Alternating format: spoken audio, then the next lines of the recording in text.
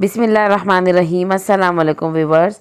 आज मैं आपके साथ जो रेसिपी शेयर कर रही हूँ वो ये लाल लोबिया का सालन बहुत ज़बरदस्त से ये बनता है। आप इसे घर में ज़रूर ट्राई करें। जो लोबिया शौक़ से नहीं खाते हैं वो भी शौक़ से खाने लग जाएंगे अगर ये लोबिया का सालन आप इस तरीके से बनाएंगे। तो लगे हाथ मेरे चैनल को सब्सक्राइब कर दीजिए और रेसिपी एंड तक देखिए बिल्कुल बिना स्किप किए। और रेसिपी अच्छी लगे तो मेरी वीडियो को लाइक करें।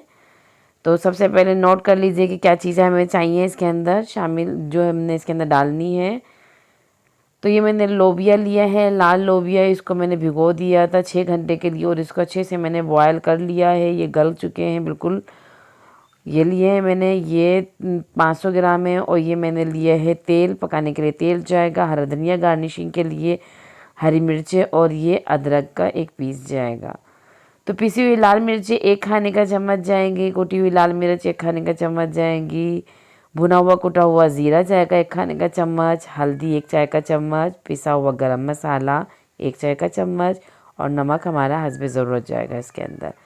प्याज मैंने कद्दूकश कर लिए, 2 अदद ये प्याज है दरमियानी साइज़ की। अच्छा, अदरक लहसुन को मैंने कूट लिया है, ये पेस्ट नहीं लिया मैंने। और ये 1 चाय का चम्मच ज़ीरा जाएगा और आधी प्याली इसके अंदर दही जाएगी। आप चाहें तो इसमें टमाटर भी शामिल कर सकते हैं इसकी जगह। तो सबसे पहले पतीले में हम तेल डालेंगे। आधा कप हमें तेल चाहिए, आधा कप इसके अंदर हम तेल डालेंगे। तेल को गर्म होने के लिए रख देंगे। तेल हमारा गर्म हो गया है। अब इसके अंदर हम ज़ीरा शामिल करेंगे।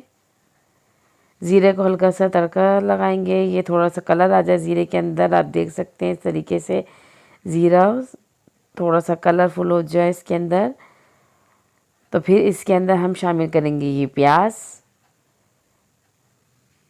शामिल करेंगे। प्याज को हमने इतना फ्राई करना है कि ऐसा कच्चापन निकल जाए और हल्का सा कलर आ जाए। हमें इसको ज़्यादा कलर नहीं देना है। प्याज को हम फ्राई करेंगे सिर्फ इतना कि सिर्फ कच्चापन निकालना है हमने। अब इसके अंदर देखें, अब इस तरीके से ये प्याज हो गई है। तो अब इसके अंदर जो है हम अदरक लहसुन, कुटा हुआ अदरक लहसुन शामिल करेंगे इसके अंदर। ये 1.5 खाने का चम्मच है, ये हमने इसमें शामिल किया। अब इसके अंदर सारा हम पिसा हुआ जो हमारा मसाला है ये शामिल कर देंगे और इसको अच्छे से मिक्स करेंगे। साथ में थोड़ा सा पानी शामिल करेंगे ताकि हमारा मसाला जो है ना जले।